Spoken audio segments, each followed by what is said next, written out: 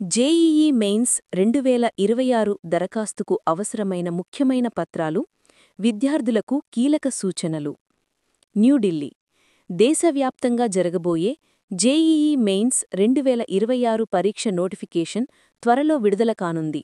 దాంతోపాటు దరఖాస్తు ప్రక్రియలో అవసరమయ్యే ముఖ్యమైన పత్రాలను ముందుగానే సిద్ధం చేసుకోవాలని నిపుణులు సూచిస్తున్నారు.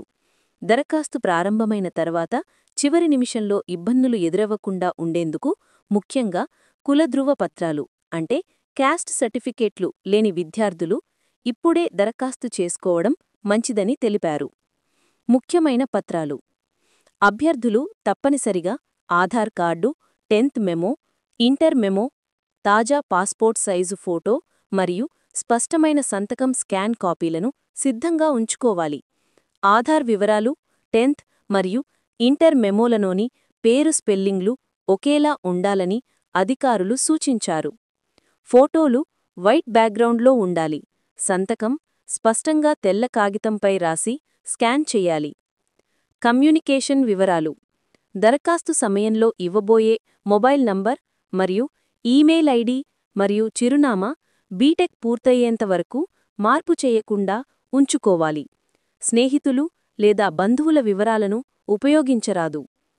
రిజర్వేషన్ పత్రాలు: రిజర్వేషన్ కేటగిరీలో ఉన్న విద్యార్థులు తమ క్యాస్ట్ సర్టిఫికేట్లను ప్రస్తుత సంవత్సరానికే తీసుకోవాలి. ఓబీసీ విద్యార్థులు నాన్ క్రీమీ లేయర్ సర్టిఫికేట్ తప్పనిసరి.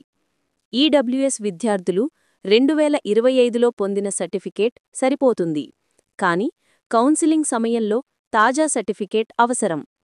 ఎస్సీ/ఎస్టీ విద్యార్థులు ప్రస్తుత సర్టిఫికేట్తో దరఖాస్తు చేసుకోవచ్చు. పీడబ్ల్యూడీ విద్యార్థులు యూడీఐడీ కార్డ్ తప్పనిసరి. తప్పుడు వివరాలతో సర్టిఫికేట్ సమర్పిస్తే సీటు రద్దయ్యే అవకాశం ఉందని అధికారులు హెచ్చరించారు. ఇతర సూచనలు: లాంగ్ టర్మ్ విద్యార్థులు గ్యాప్ సర్టిఫికేట్ మరియు మైగ్రేషన్ సర్టిఫికేట్ను సిద్ధం చేసుకోవాలి. అన్ని పత్రాలను సింగిల్ పీడీఎఫ్ ఫార్మాట్లో స్కాన్ చేసి భద్రంగా సేవ్ చేసుకోవడం అవసరం.